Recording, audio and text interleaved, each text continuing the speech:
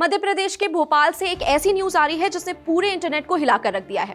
एक posh flat में farmer miss Pune रह चुकी त्विषा शर्मा की पंखे से लटकती हुई लाश मिली है और शरीर पर चोट के निशान भी मिले हैं। सवाल ये उठने लगे हैं कि ये खुदकुशी है या फिर हत्या। बेसिकली त्विषा नोएडा की रहने वाली थी। अपने लवर समर्थ सिंह से शादी करने के बाद भोपाल में रह रही थी।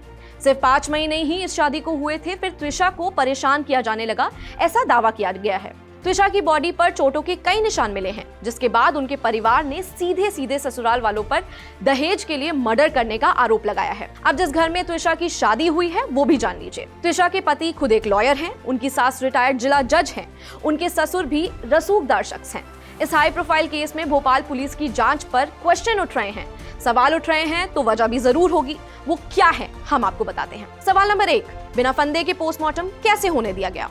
फॉरेंसिक साइंस का बेसिक रूल कहता है कि अगर मामला फांसी का है तो वो कपड़ा या रस्सी, मतलब जिस भी चीज से फांसी लगाई गई है, उसे तुरंत सील करके डॉक्टरों के पास भेजा जाता है, ये साबित करने के लिए कि मौत वाकई फांसी से हुई है या फिर पहले ही गला दबाकर मारने के बाद लाश को लटकाया गया है। लेकिन भोपाल पुलिस ने बिना फंदा भेजे ही पोस्टमार्टम होने दिया। पुलिस फॉरेंसिक का सबसे बुनियादी नियम ही भूल गई।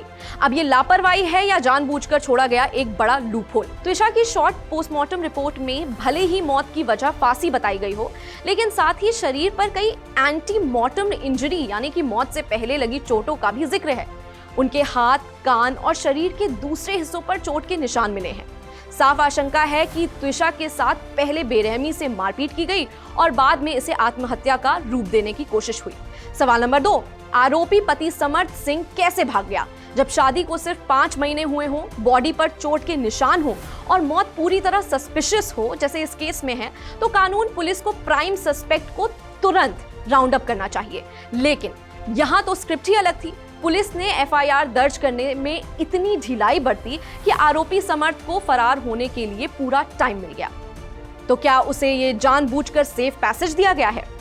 सवाल नंबर 3, वारदात के तुरंत बाद घर सील क्यों नहीं किया गया।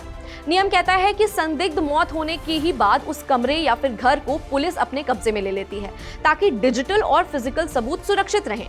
पर त्विषा के केस में आरोपियों और उनके करीबियों को उस घर में खुलेआम घूमने की आजादी थी।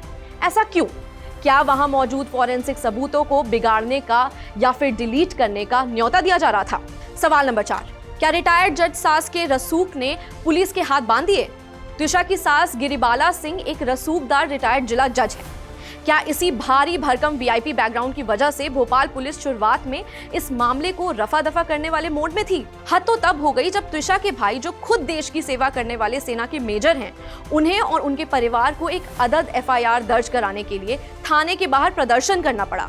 अगर देश के एक आर्मी मेजर को इंसाफ के लिए सड़क पर बैठना पड़े तो सोच लीजिए नॉर्मल सिविलियंस का क्या होता है। सवाल नंबर 5, मौत से ठीक 10 मिनट पहले के उस आखिरी फोन कॉल की जांच कहां तक पहुंची।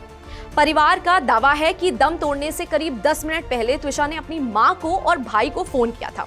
वो कॉल पर बुरी तरह रो रही थी और उन्होंने कहा अब और सहन नहीं होता। त्विषा इस टॉर्चर से तंग आकर भोपाल छोड़कर नोएडा लौटने की पूरी तैयारी कर चुकी थी।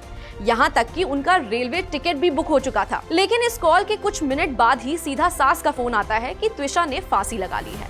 आखिर उस आखिरी 10 मिनट में ऐसा क्या हुआ। त्विषा के घर वाले कह रहे हैं कि पति और ससुराल वाले उनके पिता द्वारा दिए गए करीब 20 लाख रुपए के शेयर्स और इन्वेस्टमेंट अपने नाम करने का अंधा दबाव बना रहे थे उस पे। ये 5 सवाल सिर्फ त्विषा के परिवार के ही नहीं, बल्कि ये हर उस शख्स के हैं जो आज भी इस देश के कानून और वर्दी पर भरोसा करता है। जब भी कोई वीआईपी नाम केस में आता है तो पुलिस का सिस्टम क्रैश क्यों हो जाता है। हम आज किसी को सीधे कातिल नहीं कह रहे हैं, लेकिन भोपाल पुलिस की ये चुप्पी और लापरवाही बहुत कुछ बयां कर रही है। त्विषा शर्मा की मौत का सच क्या रसूख और रसूखदारों की फाइलों के नीचे दबाने की कोशिश की जा रही है। भोपाल पुलिस, पब्लिक सब देख रही है और आप लोगों को जवाब देना ही होगा। आप लोगों को क्या लगता है, क्या ये एक क्लियर कट कवर अप है? कमेंट्स में अपनी राय बताओ और इस वीडियो को शेयर कीजिए, क्योंकि चुप्पी साधना अब कोई ऑप्शन नहीं है।